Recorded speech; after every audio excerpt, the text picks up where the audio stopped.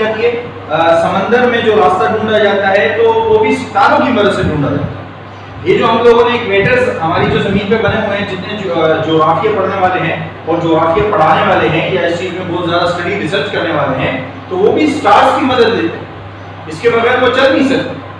جو مون ہے آپ دیکھیں گے نا، بالکل باریک ہوتا ہے، اس کا نام ہوتا ہے ہلال، پھر وہ بڑا ہوتا جاتا ہے، 14ویں تک پہنچتا ہے، پھر وہ چھوٹا ہوتا جاتا ہے. تو اس کے بننے میں بھی ایک بہت بڑا راز ہے. وہ سارے کے سارے اس کے بارے میں اسٹڈی کرتے ہیں. اب یہی اسٹڈی یہ اللہ تعالیٰ کیا فرما رہا ہے. اب یہ دیکھیں اس آیت میں اللہ فرما رہے ہیں کہ وی ڈڈ کریٹ مین. اب یہاں اللہ تعالیٰ نے انسان کی ابتدا کے بارے میں بتا دیا کہ میں نے انسان کو پیدا فرمایا.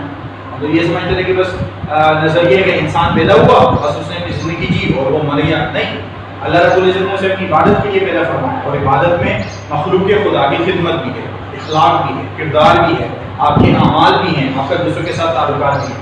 ایک فردر ہماری جو اسٹڈی میں آ جائے گا. ٹھیک، اس کے بعد ہم پڑھیں گے کانسیپٹس، ایبایوجینیسس اور بایوجینیسس. اس ٹاپک کو اس کے ساتھ ریلیٹ کرنے کا مقصد یہ ہے بیٹا کہ اس کی جب ہم فردر ایکسپیریمنٹس میں جائیں گے، جو ایک سائنٹسٹ ریڈی نہیں کیے تھے، وہ ایک الگ اس میں لے لیں گے.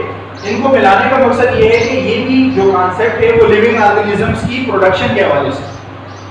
پہلے مفروضہ یا ہم یوں کہیں کہ لوگوں کا کانسیپٹ ہوتا تھا جو ایبایوجینیسس کہلاتا تھا، پھر جب اس کے بعد ایکسپیریمنٹ ہوئے تو وہ بایوجینیسس ہوا. ایبایوجینیسس میں کیا تھا کہ لیونگ بینگز، جتنے بھی انسان جو زندہ اجسام ہیں، can develop from the non living, وہ مردہ سے پیدا ہوتا ہے. یعنی میں ہوں تو میں زندہ ہوں، لیونگ ہوں، میں مردہ سے پیدا ہوں. آپ ہیں، آپ سارے کے سارے زندہ ہیں، سانس لے رہے ہیں، ایک دوسرے کو ٹچ کریں. لیکن اب دیکھیں آپ جتنے بھی زندہ ہیں، آپ سب کی جو پروڈکشن ہے وہ نان لیونگ سے ہوئی. یہ ایبایوجینیسس کا کانسیپٹ تھا.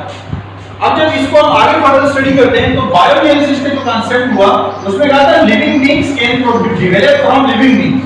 جو زندہ ہے وہ زندہ سے ہی پیدا ہوگا، وہ مردہ سے پیدا نہیں ہوگا.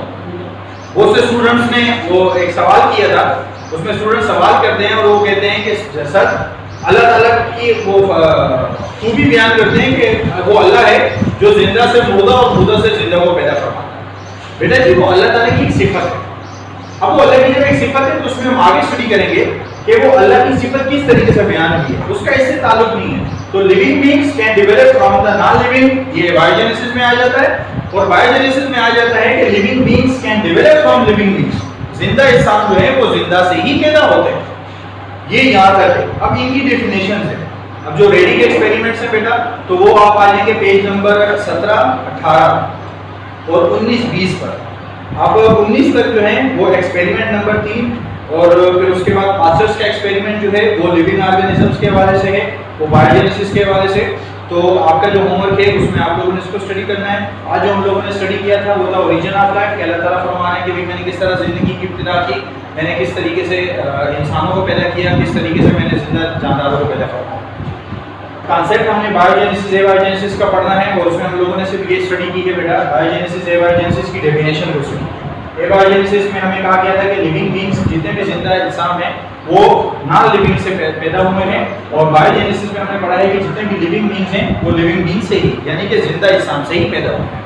آپ نیکسٹ جو پیجز ہیں اس میں اس ایکسپیریمنٹس کو اسٹڈی کیجیے گا اور ہمارے اگلے لیکچر میں ہم اس ایکسپیریمنٹ کو ایکسپلین کریں گے. بہت شکریہ.